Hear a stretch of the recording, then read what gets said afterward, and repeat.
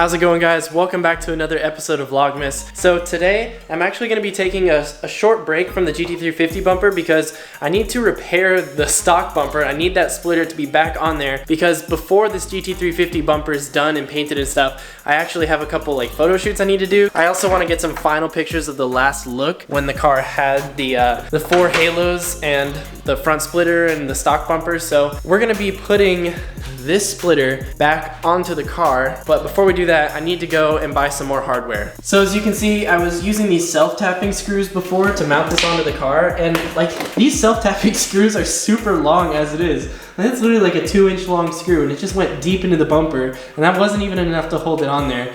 So I'm thinking that I'm actually gonna use some lock washers, so I'll have to drill out these holes a little bit to make the lock washers fit. But once that happens, it should stay on better, I hope, don't quote me. As for the new bumper, the new fiberglass is completely set, so I just need to start working on this and sanding it down. I'm gonna have to do a lot of test fitting with this to make sure that it actually fits the car, because I was looking at some of the pictures that I took, and this lip right here isn't actually like close enough, so I might need to even build this out even further before I start sanding. But I'm gonna do a test fit with it just super raw like this. It's not gonna be pretty, but it's just gonna give me like a baseline, and then I'll probably take some more measurements and figure out exactly how much more fiberglass I'm gonna need to add or remove, and then we'll start sanding on this. And I might cram some of that into this episode, but I'm not exactly sure. It depends on how long it takes to get that splitter going, and it also depends on if my new photographer, well, not new, I've known him for a while, but not Jason. There's a new guy I'm doing a photo shoot with tonight, and it depends on if he wants to be in the video or not. So it'll make sense in a minute.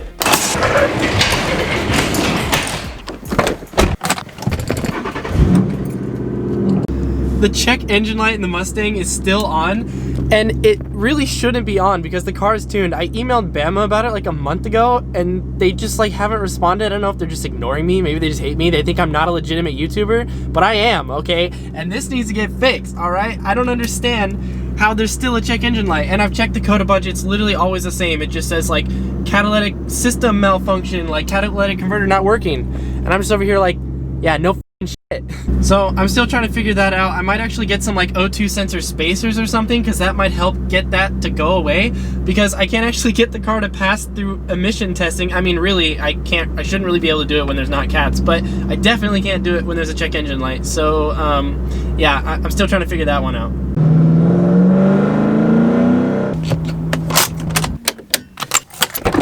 You guys know you gotta park as far away from everybody else as possible.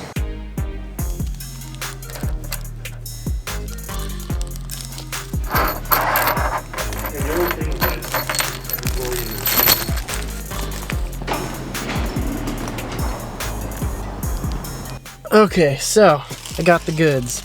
Basically, I went with these big tall bolts because I don't know exactly how thick it needs to be. I probably should have measured before I left, but I got some lock washers to go with them. So basically, if you don't know, lock washers just have nylon inside of them, so that way when you thread the screw in, it's really hard for it to come off. So I mean, maybe it'll just rip right off again. I don't think it will. The thread shouldn't destroy the bumper, and there will be like a nut on the back of it. Basically, it'll make sense when we get back to the house.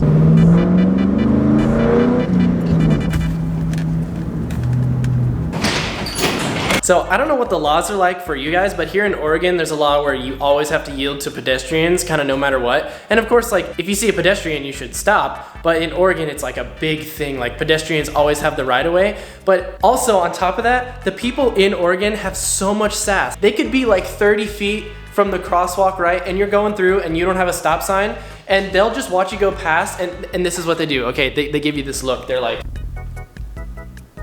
the worst attitude. And I feel like as a kid, I was always taught like, look both ways, wait for the cars to go by. Because if you think about it, the pedestrians have so much more reaction time than the people who are driving. They're like, what do you mean you didn't see me in half a second in my all black clothing at 8 p.m.? Like, come on, what is up with that? Why is that a law? I feel like the pedestrians need to yield to cars, just logically. Like, obviously, if you see someone walking, you need to stop. It's just, I don't know, I'm ranting now. But anyway, we're back. I'm gonna pull the car in here, and we're gonna put the splitter back on.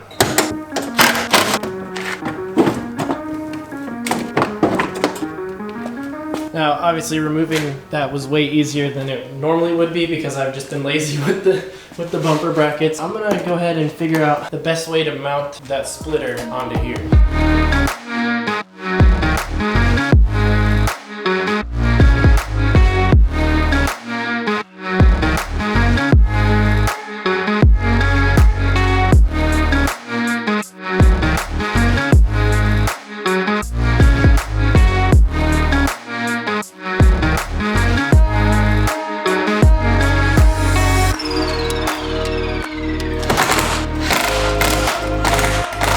Okay, boys. Oh man, this lighting is bad. Oh, by the way, the bulbs in here don't work. The only light in this shop is the ring light. So if that didn't sell you on a ring light, then I don't know what will. So when I picked up this hardware, I wasn't sure how deep this was because I wasn't sure if this was like a solid piece that it goes into. So I just found the longest bolts that I could find, and well, they're a little bit long, but the lock washers are on there, and this goes through the splitter and then into the bumper. Oh, and by the way, the bumper is upside down right now. I don't know if that was apparent or not, but this is gonna be like flipped over. Now we're just gonna go ahead and put this back on the car. We're running out of daylight quick, so we gotta hurry.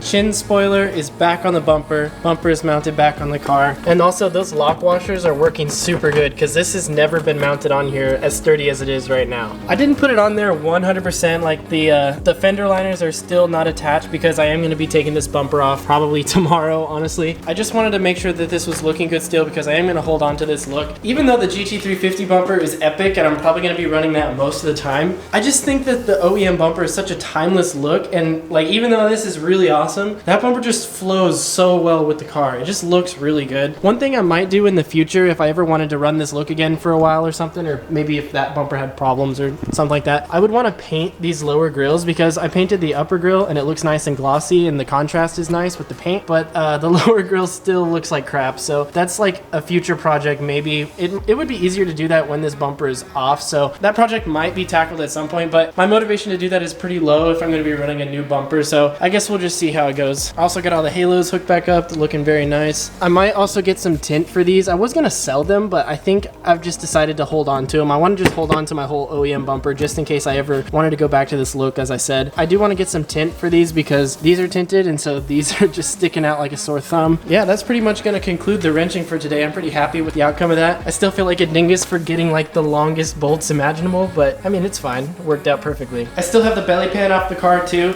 This is just like a radiator protector thing. I know technically I should be running it, but as I said, this bumper is coming off again in like the next day or two, and I'm just going to downtown. It's not like I'm going very far, so I'm just not going to go ahead and put this back on there right now. I don't have the hardware for the back of it. This was just being held on by zip ties, which I think I would probably do again because in the off chance that that splitter was to come down, I would need to be able to cut this off to get it completely off the car. I think I'm just going to zip tie it back up again, honestly. I mean, that worked perfectly. So I just spent the last couple hours editing the first half of this video, so now I'm about to head out and go and do the photo shoot with Tommy.